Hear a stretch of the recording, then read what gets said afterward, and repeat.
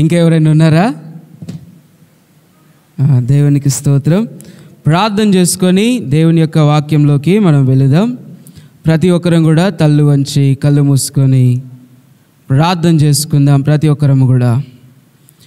మహాపరిశుద్ధుడా, గొప్ప దేవ, నిత్యుడవగు తండ్రి, సమాధానకర్త, మీకు వందనములు, స్తోత్రాలు. ప్రభువా, ఈ సమయంలో నీ సన్నిధానంలో మేమందరము కూడి ఉండుటకు మీరు చూపిన మీ ప్రత్యేకమైన కృపకై మీకు వందనములు, స్తోత్రాలు చెల్లిస్తూ ఉన్నాం. ఇదిగో తండ్రి, నీ సన్నిధానంలో కూడి ఉన్న ప్రతి బిడ్డను మీ చేతికి అప్పగిస్తున్నామయ్యా.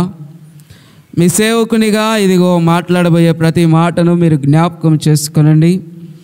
ప్రతి మాట మా అందరికీ ఉపయోగపడినట్లు మీ సహాయము దయచేయమని దేవా, కూడి ఉన్న మమ్మల్ని అందరినీ మీ చేతికి అప్పగిస్తూ ఈ మాట వింటున్న ప్రతి ఒక్కరితో మీరు మాట్లాడమని నజరేయుడు మా ప్రభువును రక్షకుడైన యేసుక్రీస్తు శుభనామంలో ఈ ప్రార్థన అడిగి వేడుకొంచున్నాం మా ప్రియ పరలోకపు తండ్రి. ఆమేన్, ఆమేన్. ప్రభునందు ప్రియమైన దేవుని బిడ్డలారా, దయచేసి గమనించండి. ఇప్పుడు నేను ఒక 40 నిమిషాలు వాక్యం చెప్తే 1:2 అవుతుంది అనుకుంటా. కాబట్టి మీరు అర్థం చేసుకోవాలి ఒక మాట ఏంటి అని అంటే, సమయానికి మీరు వస్తే సమయానికి కార్యక్రమాలు అవుతాయి. సమయానికి రాకుండా నేను ముందుకు పోతే నలుగురు వచ్చేదాకా వెయిట్ చేయండి అనే మాటే నాకు ఎదురవుతుంది. కాబట్టి దయచేసి ప్రతి ఒక్కరూ సమయాన్ని వెంబడించాలని ప్రభు పేరిట మీ అందరికీ మనవి చేస్తూ ఉన్నాను. 40 నిమిషాలు ఏం చెప్పను, కానీ దేవుని కృపను బట్టి కొద్ది సమయం దేవుని వాక్యాన్ని మనము ఆలోచన చేద్దాం. ఎందుకనంటే ఆదివారం ఆరాధనలో ప్రాముఖ్యమైనది ఏదైనా ఉంది అని అంటే అది దేవుని వాక్యం.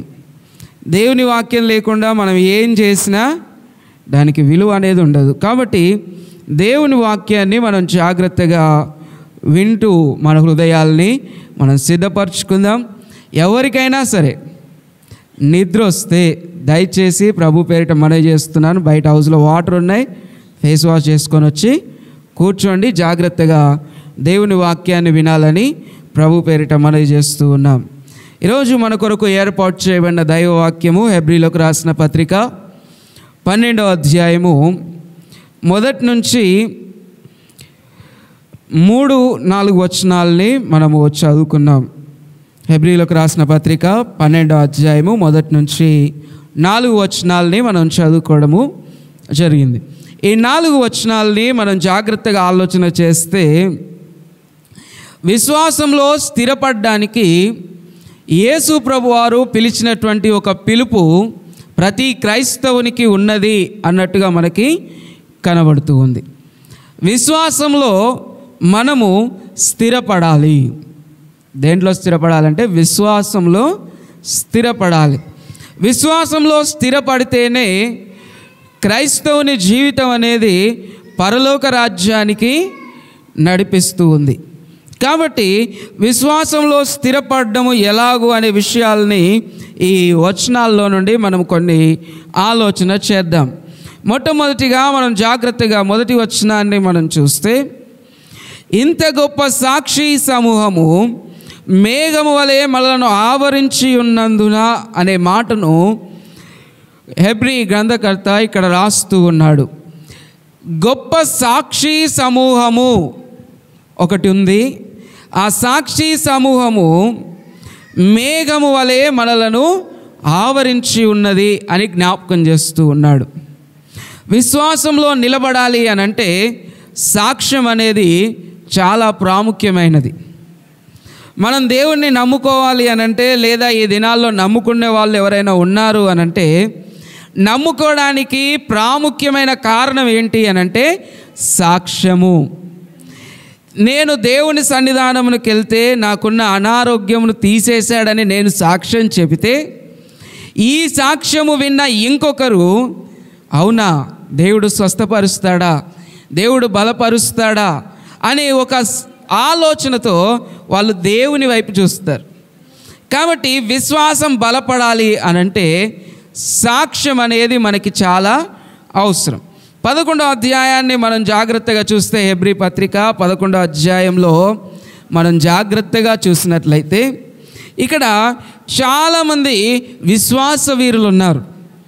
విశ్వాస వీరులు వీళ్ళు ఎవరు అనంటే సాక్ష్యాన్ని చూపించిన వారు, వారి జీవితంలో సాక్ష్యాన్ని చూపించిన వారు ఇక్కడ మనకి కనబడతారు. మొట్టమొదటిగా మనం చూస్తే విశ్వాసమును బట్టి హేబేలు కయీను కంటే శ్రేష్టమైన బలి దేవునికి అర్పించెను. ఒక మంచి సాక్ష్యం. దేన్ని బట్టి? విశ్వాసమును బట్టి దేవునికి శ్రేష్టమైన బలిని ఇదిగో అర్పించాడు హేబేలు. అదేవిధంగా అదే 11వ అధ్యాయంలో మనం చూస్తే 6వ వచనంలో విశ్వాసము లేకుండా దేవునికి ఇష్టుడై ఉండుట అసాధ్యము అని అంటాడు. ఇంకా కొంచెం మనం కిందికి ఆలోచన చేస్తే, ఇదిగో విశ్వాసమును బట్టి అబ్రహాము దేవుని పిలుపుకు లోబడి స్వాస్థ్యముగా పొందబోయనున్న ప్రదేశమునకు వెళ్ళెను అనే మాటను మనం చూస్తాం. అంటే విశ్వాసములో వారి జీవితాల్ని మనం చూస్తూ ఉన్నాం. హేబేలేమో కయీను కంటే శ్రేష్టమైన అర్పణనిచ్చాడు, అంటే అర్పించే విషయంలో శ్రేష్టత్వం కనబడుతూ ఉంది. అదేవిధంగా విశ్వాసము లేకుండా దేవునికి ఇష్టుడై ఉండుట అసాధ్యమనే మాట కనబడుతూ ఉంది. ఆ తరువాత 8వ వచనంలో చూస్తే అబ్రహాము దేవుని మీద విశ్వాసం ఉంచి దేవుడు చూపించిన ప్రదేశానికి తనకున్నదంతా పట్టుకొని బయలుదేరాడు. అంటే దేవుని బిడ్డలారా, మనకి జ్ఞాపకం చేసుకోవాలి, అబ్రహాం యొక్క సాక్ష్యము మనకి ఇంపార్టెంట్. దేనికి అనంటే వెళ్ళే ప్రదేశం ఏంటో తెలియదు, వెళ్ళే పరిస్థితులు ఏంటో తెలియదు, ఉండాల్సిన విధానం తెలియదు, అయినా కూడా దేవుని మీద నమ్మకంతో ఆయన అడుగేసి ముందుకి వెళ్ళాడు. అందుకే ఆయన సాక్ష్యము మనకు అవసరము. దేవుని బిడ్డలారా, జ్ఞాపకం చేసుకోండి. ఇంకొక మాట మనం చూస్తే 17వ వచనం, అబ్రహాము శోధింపబడి విశ్వాసమును బట్టి ఇస్సాకును బలిగా అర్పించెను. దేవుని బిడ్డలారా, జ్ఞాపకం చేసుకోండి, శోధనలు అందరికీ వస్తాయి, కానీ శోధనలో నిలబడితేనే అది సాక్ష్యం అవుతుంది. ఇక్కడ అబ్రహాము చేసినటువంటి ఆ శోధనను దేవుడు ఒక సాక్ష్యంగా మార్చాడు, ఇస్సాకును బలిగా అర్పించడము ద్వారా. అదేవిధంగా మనం చూస్తే 27వ వచనము, విశ్వాసమును బట్టి మోషే అదృశ్యుడైన వాణ్ణి చూస్తున్నట్టు స్థిరబుద్ధి గలవాడై రాజాగ్రహమునకు భయపడక ఐగుప్తును విడిచి పోయెను. మోషే భయపడలేదు, విశ్వాసాన్ని చూపించాడు, సాక్ష్యాన్ని కనపరిచాడు. ఇంకా మనం చూస్తే 33వ వచనంలో విశ్వాసం గురించి జ్ఞాపకం చేస్తూ ఉన్నారు. వారు విశ్వాసము ద్వారా రాజ్యములను జయించిరి, నీతి కార్యములను జరిగించిరి, వాగ్దానములను పొందిరి, సింహముల నోళ్లను మూసిరి, అగ్నిబలమును చల్లార్చిరి, ఖడ్గధారను తప్పించుకొనిరి, బలహీనులుగా ఉండి బలపరచబడిరి, యుద్ధములో పరాక్రమశాలులైరి, అన్యుల సేనలను పారద్రోలిరి, స్త్రీలు మృతులైన తమ వారిని పునరుద్ధానము వలన మరలా పొందిరి, కొందరైతే మరి శ్రేష్టమైన పునరుద్ధానము పొందగోరి విడుదల పొందనొల్లక యాతన పెట్టబడిరి. దేవుని బిడ్డలారా, రాళ్లతో కొట్టబడిరి, రంపములతో కోయబడిరి. ఇంకా జాగ్రత్తగా మనం ఆలోచన చేస్తే శోధింపబడిరి, ఖడ్గము చేత చంపబడిరి. ఇవన్నీ మనకి సాక్ష్యాలు. ఇవన్నీ మనకి ఏంటి? సాక్ష్యాలు. ఇవన్నీ కాకుండా ఒక సాక్ష్యాన్ని మనం జ్ఞాపకం చేసుకుంటే, మన భారతదేశానికి మొట్టమొదటిగా వచ్చినటువంటి అపోస్తలుడు ఎవరు? మొట్టమొదటిగా భారతదేశానికి సేవను తీసుకొచ్చింది, సువార్తను తీసుకొచ్చిన అపోస్తలుడు తోమా గారు మన భారతదేశానికి వచ్చారు, దేవుని సువార్తను తీసుకొచ్చారు, ఎంతోమందికి వాక్యాన్ని చెప్పారు, సంఘాలను కట్టారు. ఆయన చనిపోయారు. ఆయన జీవితము చాలామందికి ఎలా ఉంది అనంటే ఒక సాక్ష్యముగా ఉంది. ఆ తర్వాత అనేక మంది ఉన్నారు, బైబిల్ గ్రంథాన్ని తీసుకొచ్చిన వారు, బైబిల్ గ్రంథం కొరకు తమ ప్రాణాలని పెట్టిన వారు ఎంతోమంది మనకు ఎలా ఉన్నారు అనంటే సాక్ష్యముగా ఉన్నారు. ఇంతమంది సాక్ష్యముగా మన ముందున్నప్పుడు మనము దేవుని మీద విశ్వాసాన్ని పెంచుకుంటామా తుంచుకుంటామా? ఆలోచన చేయండి. మంచి సాక్ష్యాలు మన ముందున్నప్పుడు మన విశ్వాసం ఎప్పుడు కూడా పెరుగుతూ ఉంటుంది. కాబట్టి ప్రియ దేవుని బిడ్డలారా, ఒక మాట మనం చదువుకుందాం. కొరింథీయులకు రాసినటువంటి మొదటి పత్రిక 10వ అధ్యాయము 11వ వచనాన్ని మనం చూస్తే ఇక్కడ ఒక మాట రాయబడింది. మనం జాగ్రత్తగా చూడాలి. ఈ సాక్ష్యాలన్నీ కూడా ఎందుకు మనకి రాయబడ్డాయి, ఎందుకు వాళ్ళ జీవితంలో జరిగాయి అని అంటే ఇక్కడ ఒక మాట అంటాడు. 1 కొరింథీ పత్రిక 10వ అధ్యాయము 11వ వచనం, ఈ సంగతులు, ఈ సాక్ష్యములు దృష్టాంతములుగా వారికి సంభవించి యుగాంతమందున్న మనకు బుద్ధి కలుగుటకై రాయబడెను. ప్రియ దేవుని బిడ్డలారా, ఎందుకు ఇన్ని సాక్ష్యాలు ఉన్నాయి అని అంటే మనము దేవుని వైపు చూడడానికి, దేవుడు మన కొరకు మనల్ని బలపరచడానికి, మనల్ని మనం సరి చేసుకోవడానికి దేవుడు రాయించి పెట్టాడు. అది మనం జ్ఞాపకం చేసుకోవాలి. అందుకే దావీదు భక్తుని విషయంలో ఉదయకాల వేళలో 15వ వచనంలో అంటాడు, నేనైతే నీతి గలవాడనై నీ ముఖ దర్శనమును చేసేదని అంటాడు. దావీదు భక్తునిలాగానే ఒక 8 సంవత్సరాల బాలుడు రాజయ్యాడు. రాజయ్యి ఆయన ఏమంటున్నాడో తెలుసా? దావీదు నడిచిన నడకకు కుడికైనను ఎడమకైనను తొలగక దేవుని వైపు చూస్తున్నాడట. దావీదును ఒక సాక్ష్యంగా పెట్టుకున్నాడు 8 సంవత్సరాల బాలుడు. దేవుని బిడ్డలారా, మనకి జ్ఞాపకం చేసుకోవాలి. అందుకే ఈ కొరింథీ పత్రిక 11వ అధ్యాయం 1వ వచనంలో అపోస్తులైన పౌలు అంటాడు, నేను క్రీస్తును పోలి నడుచుకున్న ప్రకారము మీరు నన్ను పోలి నడుచుకోండి. కాబట్టి ఒక సాక్ష్యమును మనం వెంబడిస్తే మన జీవితం అనేది దీవించబడుతుంది. మొదటి విషయం. రెండవ విషయాన్ని మనం చూస్తే అదే హెబ్రీలకు రాసినటువంటి పత్రిక 12వ అధ్యాయంలో మనం చూస్తే ఆ మొదటి వచనము 2వ వచనంలో మనం చూస్తాము, ప్రతి భారమును సులువుగా చిక్కులబెట్టు పాపమును విడిచిపెట్టి. ప్రియ దేవుని బిడ్డలారా, ప్రతి భారమును సులువుగా చిక్కులబెట్టు పాపమును విడిచిపెట్టి అనే మాటను జ్ఞాపకం చేస్తూ ఉన్నారు. విశ్వాసంలో మనం బలపడాలి, విశ్వాసంలో మనం స్థిరపడాలి, దేవుని పిలుపును మనం జాగ్రత్తగా అర్థం చేసుకోవాలి అని అంటే ఇక్కడ జ్ఞాపకం చేస్తున్నాడు హెబ్రీ గ్రంథకర్త. ఇదిగో ప్రతి భారమును, ప్రతి భారము అని అంటే ఈ భారము ఆ భారము ఇది అది అని తేడా ఏమీ లేదు. మనకున్న ప్రతి భారమును ఇదిగో సులువుగా చిక్కులబెట్టు పాపమును విడిచిపెట్టాలనే మాటను జ్ఞాపకం చేస్తూ ఉన్నాడు. ప్రియ దేవుని బిడ్డలారా, యేసు ప్రభు వారు ఒక మంచి పిలుపునిచ్చాడు. ఎలాంటి పిలుపు అంటే, ప్రయాసపడి భారం మోస్తున్న సమస్త జనులారా నా యొద్దకు రండి. ప్రయాసపడి భారం మోస్తున్న సమస్త జనులారా, ఎందుకు రమ్మన్నాడు ఆయన? మీ భారం పక్కకు పెట్టండి, నా భారాన్ని మీదేసుకోండి, నా భారము తేలికగాను సులువుగాను ఉంటుందని దేవుడు చెప్పాడు. అంటే లోకపరమైన విషయాల్లో మునిగి తేలి అలసిపోకు. ఇదిగో నేనున్నాను, ఏ విధంగా నువ్వు ఉండాలి, ఏ విధంగా నువ్వు నడుచుకోవాలి, ఎలాంటి పరిస్థితుల్లో ముందుకెళ్ళాలి అనే మాటను జ్ఞాపకం చేస్తూ ఉన్నాడు. ఇంకొంచెం మనం లోతుగా ఆలోచన చేసినట్లయితే ప్రియ దేవుని బిడ్డలారా, కొలస్సీ పత్రిక 3వ అధ్యాయము 5వ వచనాన్ని మనం చూస్తే, కొలస్సీలకు రాసినటువంటి పత్రిక 3వ అధ్యాయము 5వ వచనం, కొత్త నిబంధన గ్రంథంలో 183వ పేజీలో, కొత్త నిబంధన గ్రంథంలో 183వ పేజీలో 3వ అధ్యాయము 5వ వచనాన్ని మనం చూస్తే, కావున భూమి మీదనున్న మీ అవయవులను అనగా జారత్వమును, అపవిత్రతను, కామురత్వమును, దురాశను, విగ్రహారాధన అయిన ధనాపేక్షను చంపివేయుడి. వాటి వలన దేవుని ఉగ్రత అవిధేయులైన వారి మీదికి వచ్చును. ప్రియ దేవుని బిడ్డలారా, మనం జ్ఞాపకం చేసుకుందాం. సులువుగా చిక్కులబెట్టు పాపమును, ప్రతి భారమును అనగా ఇగో ఇక్కడ జ్ఞాపకం చేస్తూ ఉన్నాడు. మన అవయవులంలో కలిగేటువంటి విషయాలను తెలియపరుస్తూ ఉన్నాడు. ఏమని తెలియపరుస్తూ ఉన్నాడు? జారత్వమును, అపవిత్రతను, కాముతరతను, దురాశను, విగ్రహారాధన అయిన ధనాపేక్షను చంపివేయుడి. ప్రియ దేవుని బిడ్డలారా, ఎంత మంచిగా జ్ఞాపకం చేస్తున్నాడు. వీటన్నిటిని చంపివేయండి అంటున్నాడు.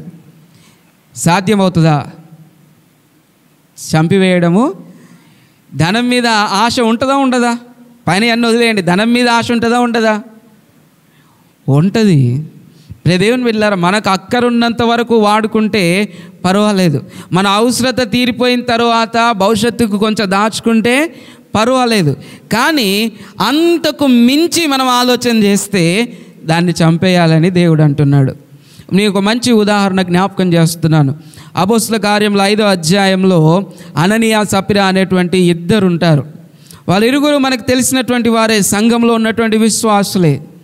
దేవుని పరిచర్య కొరకు కొంత ధనాన్ని తీసుకురావాలని ఆలోచన చేసినటువంటి వాళ్ళు. దేవుని పరిచర్య కొరకు ఇవ్వాలనుకున్నప్పుడు ఎటువంటి ఆలోచన లేకుండా ఇదిగో దేవుని సేవ చేయండి అని ఇవ్వాలి.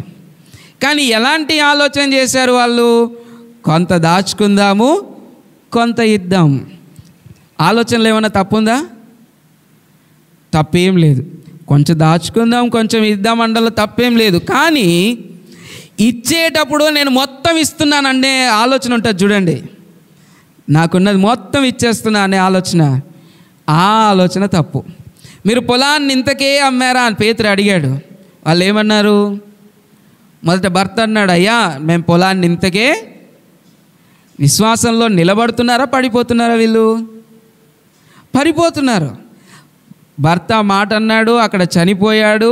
యవనస్తులు ఆయనను తీసుకుపోయి సమాధి, భార్యకు తెలియదు భర్త చనిపోయింది, తెలియదు సమాధి చేయబడింది తెలియదు. భార్య కూడా వచ్చింది. లోపలికి రాగానే పేతురు అడుగుతున్నాడు పరిశుద్ధాత్మ ప్రేరేపణతో.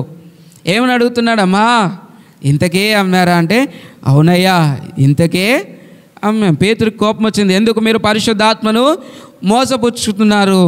మీరు దగ్గరున్నప్పుడు అది నీదే కదా. నీ దగ్గరుంటే నీదే. దేవునికి ఇచ్చేంతవరకు నీ దగ్గరుంటే నీదే. ఒక్కసారి నువ్వు దేవుని చేతిలో పెట్టినావంటే అది ఎవరిది? దేవుంది. దేవుంది అన్నప్పుడు నువ్వేం చేయాలి? దేవునికే దాన్ని వదిలేయాలి. కానీ ఏం చేస్తున్నారు? మొత్తం ఇదే అని అబద్ధం ఆడారు. దేవుని బిడ్డలారా జ్ఞాపకం చేసుకోండి. మనం జాగ్రత్తగా చూస్తే అలాంటి ఆలోచన మనం ఏం చేయాలి అంటే చంపేయాలని ఇక్కడ జ్ఞాపకం చేస్తూ ఉన్నాడు. ఎందుకు దాన్ని చంపేయాలి అని మనం ఆలోచన చేస్తే 6వ వచనంలో ఒక మాట ఉంది. కొలసీ పత్రిక 3వ అధ్యాయం 6వ వచనంలో, వాటి వలన దేవుని ఉగ్రత అవిధేయుల మీదికి వచ్చును, అవిధేయత కుమారుల మీదికి వచ్చునని కింద రాసి పెట్టాడు. ఎందుకు అంటే దేవుని ఉగ్రత మన మీదికి వస్తుంది. విశ్వాసంలో ఎదగడానికి బదులుగా దేవుని ఉగ్రతలో మనం ఎదుగుతాం. అది మనకు మంచిది కాదు, దీవెనకరము కాదు. కాబట్టి దేవుని బిడ్డలారా, మొదటిది మనకు ఎన్నో సాక్ష్యాలు ఉన్నాయి మన విశ్వాసాన్ని బలపరచడానికి. బైబిల్ గ్రంథంలో ఉన్నాయి, మన చుట్టూ ఉన్నాయి. దేవుని సాక్ష్యాలు ఎన్నో కనబడుతూ ఉన్నాయి.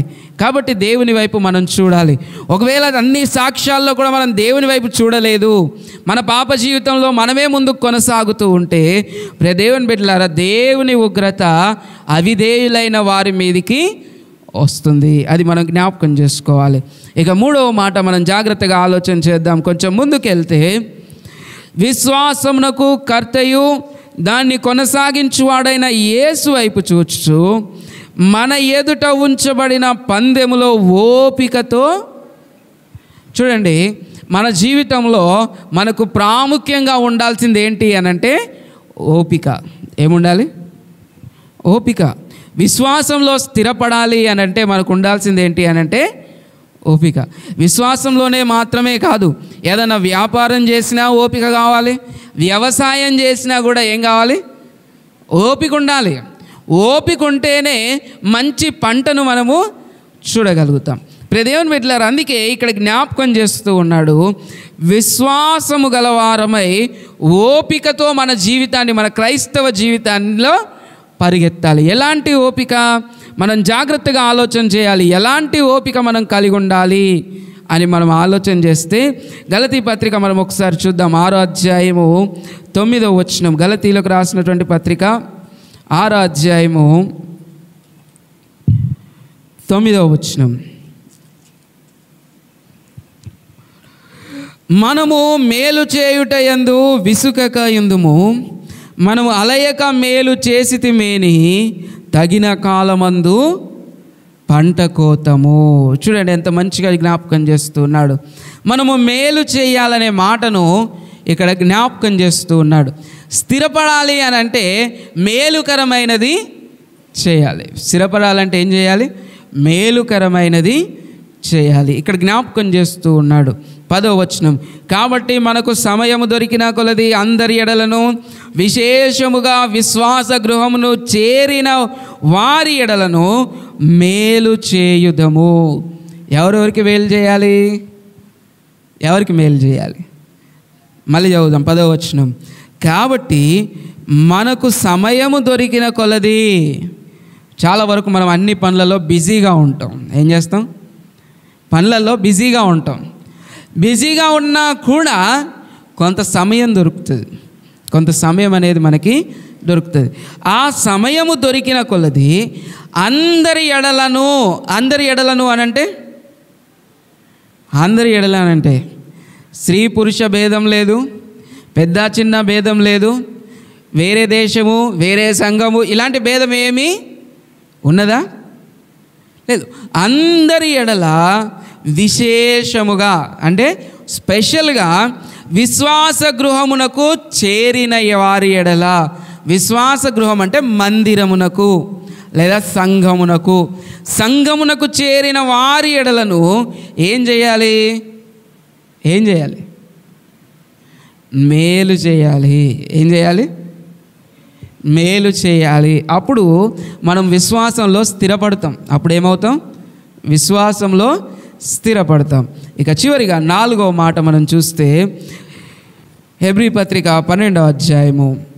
హెబ్రీ పత్రిక 12వ అధ్యాయం మనం జాగ్రత్తగా చూస్తే, విశ్వాసమునకు కర్తయు దాన్ని కొనసాగించువాడునైన యేసు వైపు మనము చూడాలి.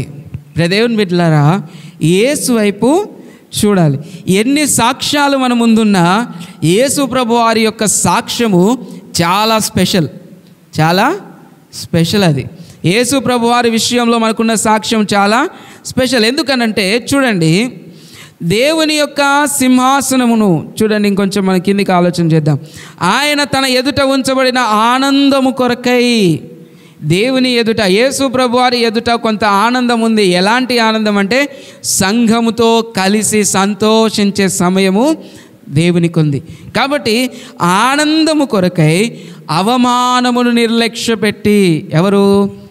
యేసు ప్రభు వారు అవమానమును నిర్లక్ష్యపెట్టి సిలువను సహించి దేవుని సింహాసనం యొక్క కుడి పార్శ్వమున ఆసీనుడై ఉన్నాడు. ఇంకొంచెం మనం కిందికి ఆలోచన చేస్తే 3వ వచనంలో, మీరు అలసట పడకయు మీ ప్రాణములు విసుకకయు ఉండునట్లు పాపాత్ములు తనకు వ్యతిరేకముగా చేసిన తిరస్కారమంతయు ఓర్చుకొనిన ఆయనను తలంచుకోండి. యేసు ప్రభువారిని తలంచుకోండి. పాపాత్ములు ఎవరైతే యేసు ప్రభువారికి చేసినటువంటి ప్రతి విషయాన్ని తలంచుకోండి, ఆలోచన చేయండి. 1 తక్కువ 40 కొరడా దెబ్బలు కొట్టారు, ఆలోచించండి. తలకు ముండ్ల కిరీటం పెట్టారు, ఆలోచన చేయండి. దాహం అవుతుంది అనంటే చేదు చిరకను, చేదు ద్రాక్ష రసం ఆయనకు అందించారు, ఆలోచన చేయండి. ఇదిగో పక్కలో బల్లెము పెట్టి పొడిచారు, ఆలోచన చేయండి. చేతులలో కాళ్ళలో మేకులు కొట్టారు, ఆలోచన చేయండి. అన్నిటికంటే ముఖ్యంగా తన వారి ముందు, తన తల్లి ముందు, తన శిష్యుల ముందు, తనకున్న సమస్తం ముందు, నువ్వు దేవుని కుమారుడవైతే కిందికి దిగిరా అంటూ అవమానించారు. ప్రతి పరిస్థితుల్లో యేసు ప్రభువారి సాక్ష్యము, అందుకే నేను స్పెషల్ అన్నాను. ఇంత సాక్ష్యం కలిగిన యేసు ప్రభువారిని బట్టి మీరు ప్రతి తిరస్కారమును ఓర్చుకొనండి అని జ్ఞాపకం చేస్తూ ఉన్నాడు. 4వ వచనంలో మనం చూస్తే, మీరు పాపముతో పోరాడుటలో రక్తము కారునంతగా ఇంకా దానిని ఎదురింపలేదు. దేన్ని? పాపాన్ని ఎంతగా? రక్తం కారునంతగా ఎదిరింపలేదు. దేవుని బిడ్డలారా, జ్ఞాపకం చేసుకోండి, కొన్ని విషయాలు మనకి ఎలా ఉంటాయంటే మన విశ్వాసాన్ని పడగొట్టేవిలా ఉంటాయి. మనం వెంబడించే వాక్యానికి వ్యతిరేకంగా ఉంటాయి. దేవుని బిడ్డలారా, జ్ఞాపకం చేసుకోండి, వాటిని ఎదిరించేటప్పుడు మనకు కన్నీళ్ళు వస్తాయి. వాటిని ఎదిరించేటప్పుడు మన పరిస్థితులు మనకు ఆటంకంగా నిలబడతాయి. మరి అలాంటప్పుడు రక్తము కారునంతగా మనం వాటిని ఎదిరించామా?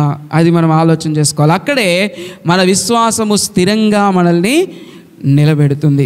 దేవుని బిడ్డలారా, చాలా విషయాలు నేను చెప్పాను, కానీ కొన్ని విషయాల్లో నేను టూకీగా జ్ఞాపకం చేస్తున్నాను. మొట్టమొదటిగా మన విశ్వాసం నిలబడడానికి అనేకమైన సాక్ష్యాలు మన ముందున్నాయి. రెండవది, పాపమును ప్రతి భారమును ఏదైతే మనల్ని దేవునికి దూరంగా చేస్తాయో దాన్ని విడిచిపెట్టాలి. మూడవ మాటగా నేను జ్ఞాపకం చేశాను, ఓపికతో ఎదురు చూడాలి. ఓపికతో మనము క్రైస్తవ జీవితాన్ని జీవించాలి. నాలుగవ మాటగా నేను తెలియపరిచాను, విశ్వాసమునకు కర్త అయిన యేసు వైపు మనం చూడాలి. కాబట్టి దేవుని బిడ్డలారా, యేసు వైపు మనం చూస్తున్నంతసేపు దేవుడు మనల్ని తన చేత్తో నడిపిస్తాడు. పేతురు భక్తుడు యేసు వైపు చూస్తూ నీళ్ళ మీద అడిగేశాడు. మొదటి అడుగు బలంగా వేశాడు, ఎందుకంటే యేసు వైపు చూస్తున్నాడు. రెండవ అడుగు కూడా బలంగా వేశాడు, ఎందుకంటే యేసు వైపు చూస్తూ ఉన్నాడు.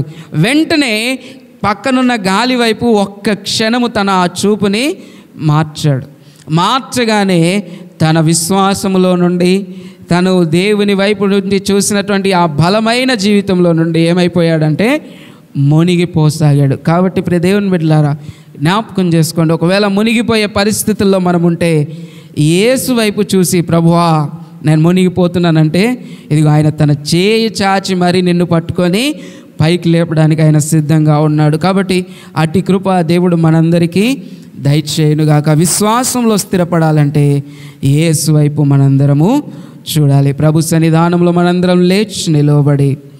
మనందరం ప్రభు సన్నిధానంలో లేచి నిలవబడి ప్రార్థన చేసుకుందాం. ఇదిగో విన్న మాటల్ని బట్టి మన సంఘమును, మనలను దేవుడు దీవించున్నట్లుగా, విశ్వాసంలో స్థిరపరచున్నట్లుగా మనందరం కూడా ప్రభు సన్నిధానంలో ప్రార్థన చేసుకుందాం. ఇదిగో దేవుడు నిన్ను చూస్తూ ఉన్నాడు, నన్ను చూస్తూ ఉన్నాడు. మనం వెళ్ళేది యేసు వైపునకు. కాబట్టి అల్ప విశ్వాసానికి మనము చోటియక ప్రభు యొక్క సన్నిధానంలో ముందుకు కొనసాగిపోదాం. ప్రతి ఒక్కరం తల్లు వంచి కళ్ళు మూసుకొని ప్రభువా ఒక క్షణం మనల్ని పరీక్షించుకుందాం. వాక్యాన్ని విన్న వాక్యంలో జ్ఞాపకం చేస్తున్నాడు, అనేకమైన సాక్ష్యాలు ఉన్నాయి మన విశ్వాసాన్ని బలపరచడానికి. కాబట్టి పాపాన్ని విడిచిపెట్టి ఓపికతో దేవుని వైపు స్థిరంగా నిలబడుతూ ఆయనను చూస్తూ మనము జాగ్రత్తగా ముందుకు కొనసాగిపోదాం. ఇదిగో దేవుడు మన ముందున్నాడు. నీవు వెళ్ళేది యేసు చెంతకు, గాలి వైపునకు చూచుటెందుకు? నీవు వెళ్ళేది యేసు చెంతకు, గాలి వైపునకు చూచుటెందుకు? నీటి మీద బాట చూపినా